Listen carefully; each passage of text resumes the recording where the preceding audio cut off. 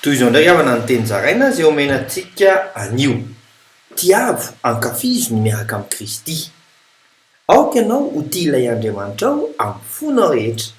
Araka ny voasoratra ao amin'ny Deutéronomie 4:9-5 amin'ny anaran'i Jesosy hoe: ary tiavan'i Jehovah Andriamanitra ao amin'ny fonao rehetra sy ny fanahinao rehetra ary ny herinao rehetra. Ampianaro amin'ny taranaka ao amin'ny fotoana rehetra araka ny voasoratra ao amin'ny Deutéronomie 4:1-7 amin'ny anaran'i Jesosy hoe: dia ampianaro tsara ny zanakao izany, ary resao na mipetraka ao an-tranonao ianao, na mandeha any an-dalana, na mandry na mivoha.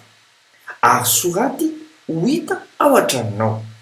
Araka ny voasoratra ao amin'ny Deutéronomie 4:1-5 amin'ny anaran'i Jesosy hoe: ary soraty eo amin'ny tolanam-baravarany tranonao sy eo amin'ny vavahadinao izany. Vavaka isika. Ray eo, ho tianao amin'ny foko rehetra aho, ary ampitaiko amin'ny taranako izany. Amin'ny anaran'i Jesosy Kristy velona avy any Nazareta. Amen. Mandra-piaona tompoko.